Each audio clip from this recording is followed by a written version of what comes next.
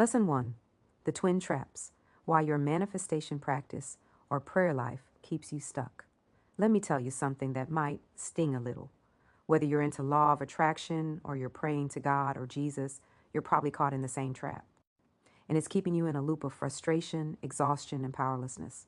Here's what I mean. The manifestation trap. You hear it everywhere. You can manifest anything. Your thoughts create your reality. Just visualize what you want.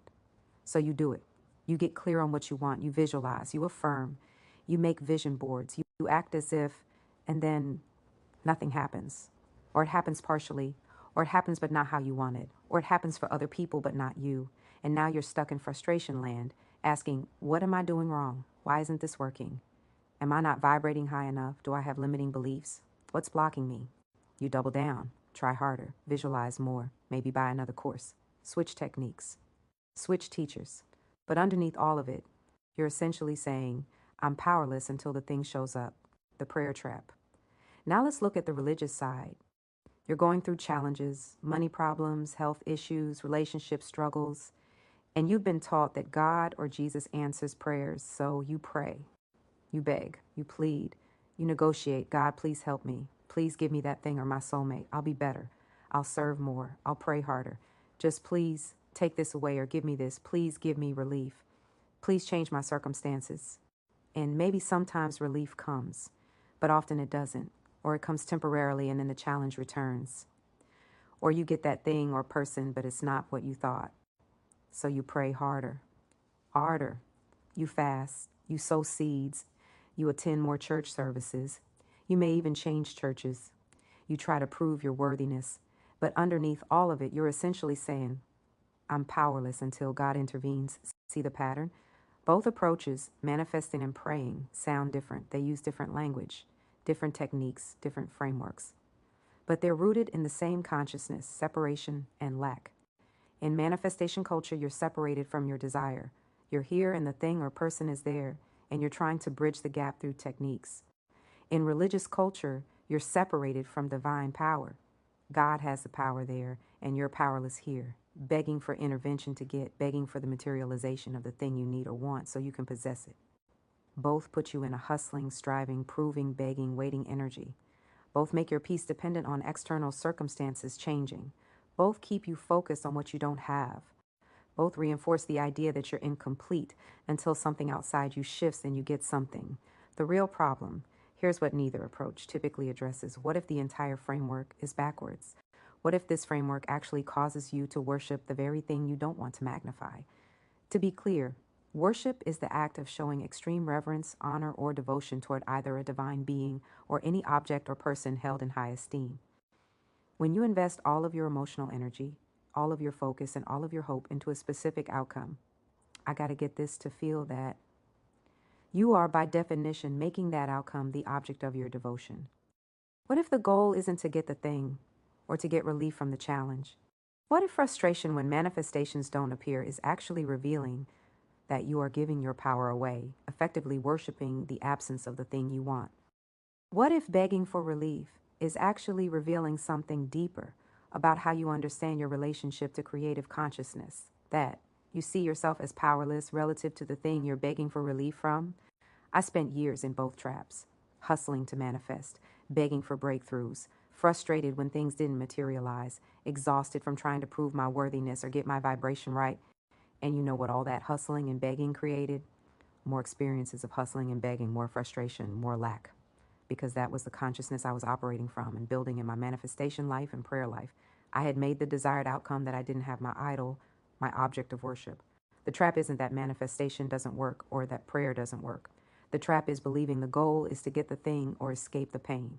Both approaches put your power outside of you, but if the point isn't to get the thing, then what is? A real-time example, AI, immigration, and the materialization trap. Let me bring this out of theory and into right now.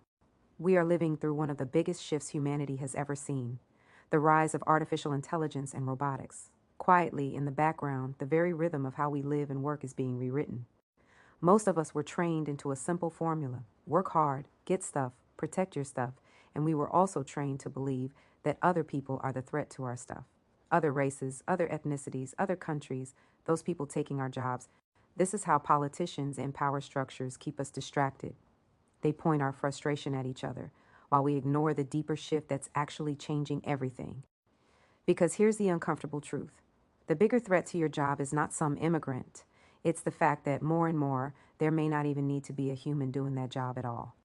AI and robotics are rapidly learning to do what both thinking professionals and blue collar workers do, often faster, cheaper, and without needing sleep, insurance, or a paycheck. And while we're busy fighting each other over scraps, someone else is quietly building systems that make human labor less and less necessary.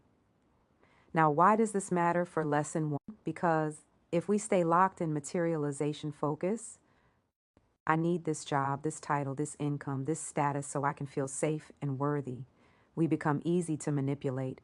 If my whole consciousness is, I have to get and keep my stuff, then all someone has to do is point at a group and say, they're the reason you don't have it.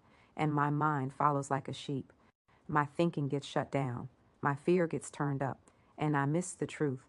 The real shift is happening in the structure of work itself. The real invitation is to remember my humanity, my creativity, and my connection to others. The real danger is not losing the stuff. It's losing the time to live as a conscious, loving human with others. When we worship materialization, the job, the income, the status, the stuff, we hand our power to any shepherd who promises to protect it for us, even if that shepherd has no love for us at all. And by the time we realize the stuff never mattered as much as the quality of our life and relationships, we're already mid-fall off the cliff. This is why lesson one is so critical.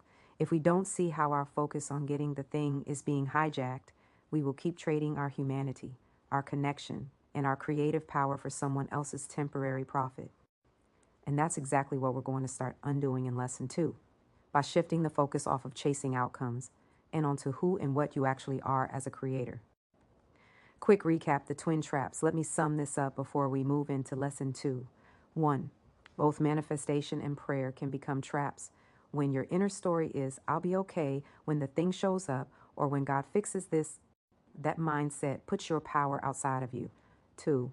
When all your energy is on what you don't have, you're actually worshiping the absence of the thing. Your attention, emotion, and focus become devotion, and life mirrors that devotion back to you. 3. Trying to manifest harder and pray harder from lack just creates more experiences of hustling, begging, and waiting, because that's the consciousness you're operating from. 4. The real trap isn't that prayer or manifestation don't work. The trap is believing their main purpose is to get the thing or escape the challenge instead of revealing who you are as a creator. 5. The point of lesson one is this: you are not broken because the thing hasn't shown up. You've just been taught to worship outcomes instead of recognizing the creative consciousness that's already in you. In lesson two, we're going to shift the whole focus. We're going to stop chasing outcomes and start looking at who you are being while you desire, while you pray, and while you manifest. That shift alone will completely change how you experience desire, challenges, and your own power. This is Sean Speaks.